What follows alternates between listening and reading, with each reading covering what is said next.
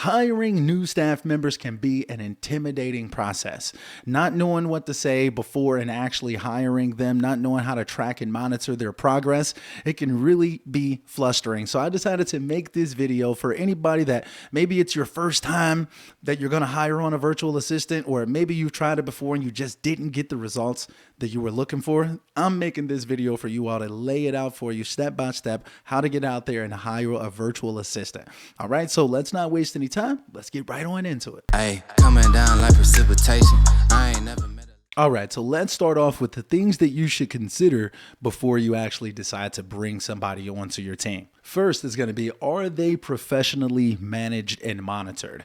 Like, you can go out there and get a random virtual assistant that may reach out to you on Facebook or something like that. But realistically, you want to know that this virtual assistant is managed and monitored by someone else, that they have a boss, someone that they're beholden to. Also, you're going to want to make sure that you can actually monitor their work. Like, can you actually verify how many calls, how many texts that they're actually sending out, what they're saying on these calls and texts and things of that nature? If so, that's a green flag. Next is, are they college educated? Like, are they realistically able to have a high level conversation with these sellers and or these buyers? Also, are they dedicated to just you, or do they work for 2, 3, 4, 5 other clients? If they do have other clients, at most, it should probably be like one, and you definitely don't want there to be any overlap. So preferably, it's just a dedicated VA just for you.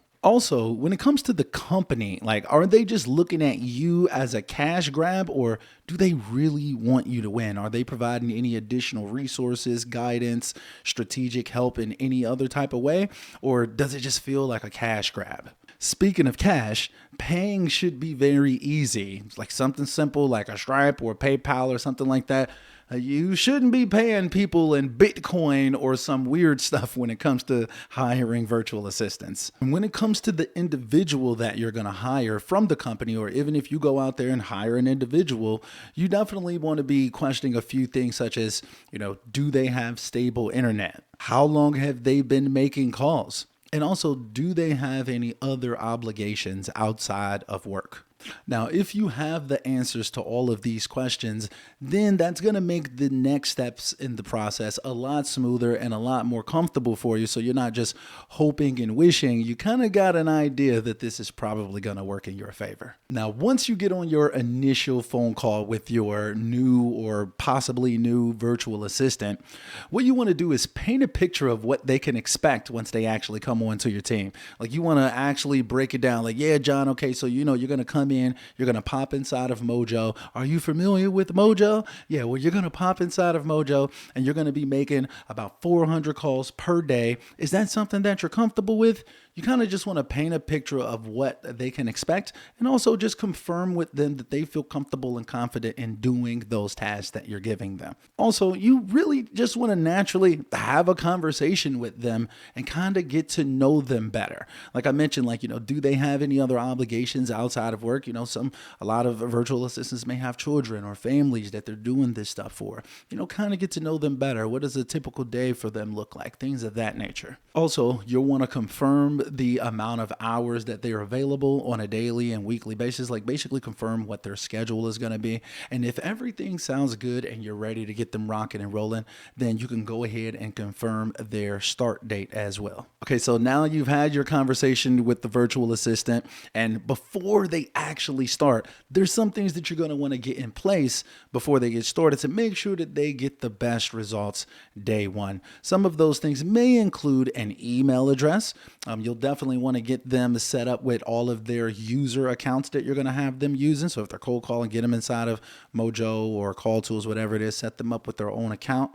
Also, you may consider getting an account with a company like LastPass. Those types of companies allow you to store all of your passwords in like kind of one database, if you will. And then your virtual assistant can have their own account in LastPass, and they can basically click a button that says launch, and it'll keep all of your password information protected. And just in case you have like a rogue VA one day, you don't have to worry about that. You could just remove their access from your passwords. They'll never be able to actually see the password. So it's a cool option to have if you really, really want to make sure that all of your data and your access is protected as much as possible. That's a pro tip right there. Also, before they get started, you're going to want to go ahead and pull, skip trace, and place your leads into the marketing platforms that they're going to be using. And lastly, before they start, you're also going to make sure that you walk them through the systems and the softwares and how to actually operate them if they don't already know how to use them. Even if they do know how to use them, you'll likely still want to do a video walkthrough with them, maybe on something like Zoom, and actually show them step by step what they should be doing throughout the day, basically. Give them an example of what it should look like the way that you want it to look. Now, congratulations, you got your very first, or maybe next, virtual assistant out there actually making calls, sending texts, taking care of business for you. Now what you're going to want to do is after they start working, you're going to want to start tracking their results. So first, you're going to want to make sure that you're monitoring their calls. If they're making, hundreds of calls throughout the day, make sure that you go back and listen to at least 3 to 5 of those conversations minimum on a daily basis. The more, the merrier. And now as you're listening to those conversations, now you're going to be able to provide great guidance, feedback, suggestions for them to be able to do better on those calls. But when it comes to giving them that feedback, you definitely want to be doing that on at least a weekly basis. Preferably right at the beginning, doing about their first 3 to 7 days. You want to be listening to those conversations and you want to be providing feedback on a daily basis. Don't allow your virtual assistants to waste your money. So make sure that you're actually monitoring those calls, making sure that they're saying what you told them to say, especially after you've given them feedback. Make sure that you go back the next day and diligently track and make sure that they're actually getting the job done. Also, give them a chance to provide any feedback that they have. Don't be like that hard-charging boss that doesn't listen to their employees. Encourage your virtual assistants to give you feedback. If they noticed anything with the list, if they noticed anything about how many calls we're getting, how many things are going to voicemail, things like that. If they notice things changing, you want to be checking in on them and just making sure that everything is working out smoothly on their end as well. Now, once you've set their expectations, right? Like maybe you told them, hey, I need you making 400 calls per day. I need you talking to at least X amount of people per day. Whatever it is, you're going to want to have them enter in their KPIs on a daily basis. I do have a free KPI tracker that you could download absolutely free in the description of this video. I'm going to try to make sure that I link it down below there. And basically that KPI tracker is going to allow you to be able to keep track of all of your key performance indicators, such as how many calls did we make? How many people did we talk to? How many people said yes? How many offers did we send out? And have them put those KPIs into that CSV or Google Sheet, however you save it. Have them add their data into it on a daily basis so they can see their own numbers right there in front of their face. You're going to be paying attention. Oh, okay, I see that your volume is going. I see that you're talking to less people. What's going on here?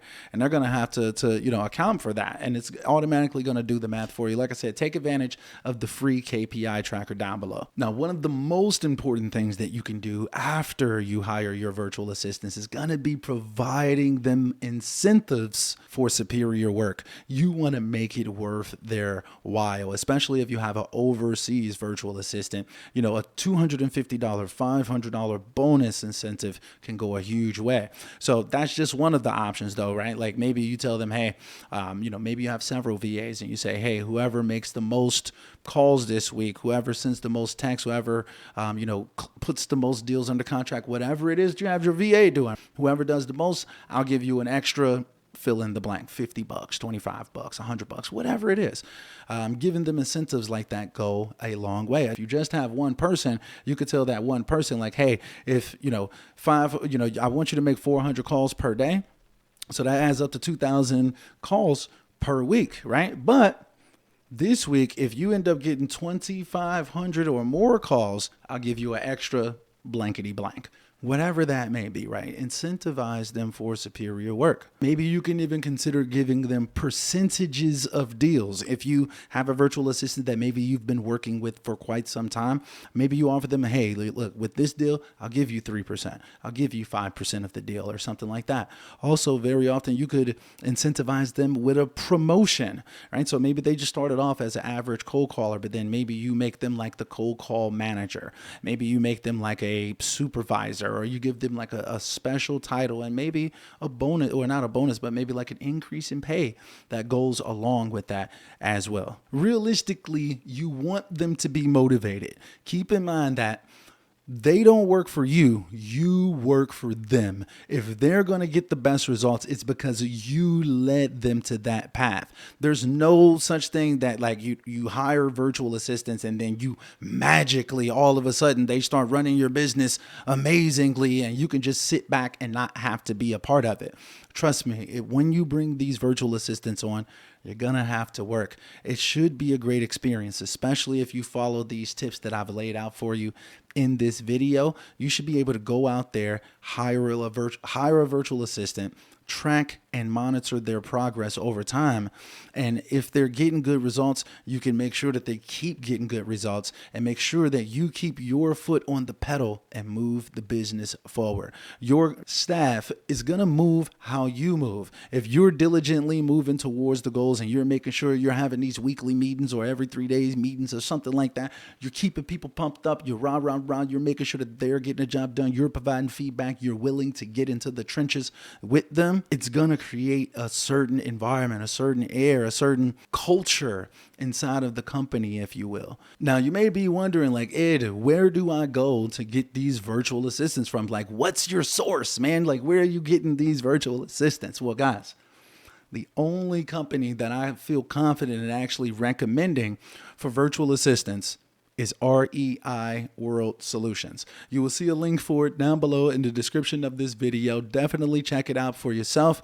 REI World Solutions, I've literally been using their VAs for about maybe close to 2 years now, something like that. On and off, I've used several of their virtual assistants, and plenty of the people that I work with have used their virtual assistants as well. That's the only company that I truly feel confident and comfortable recommending out to the community. So if you want to try them out for yourself, REI World Solutions is actually hooking my audience up for this particular video. For the first 5 people that sign up using the link down below, use code the Wholesale Coach to redeem 50% off of the introductory fee that you have to pay. Basically, there's like an onboarding fee that you pay when you use REI World Solutions. Well, you're going to get 50% off if you're one of the first 5 people to use the link down below. So, hey, look, treat yourself.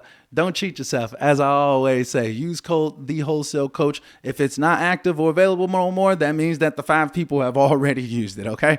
So anyway, though, guys, man, I hope that y'all staying healthy and staying blessed. Let me know, man, was this video a W or an L? Hit the like button for me down below. And also drop me a comment, man. Like, have y'all had any other situations with virtual assistants? Like, have you had greatness? Have you had really, really bad experience? Let's have a conversation in the comment box down below. Also, where do y'all guys get y'all VAs from? I'm very, very curious. Let's have a conversation about it. Make sure that y'all check out my Wholesaler University course, guys. I've made it free, absolutely free for 2023. So once again, treat yourself. Don't cheat yourself. All right, though, man, I'm going to go ahead and let y'all go and be on about y'all YouTube days. Until next time, guys, we are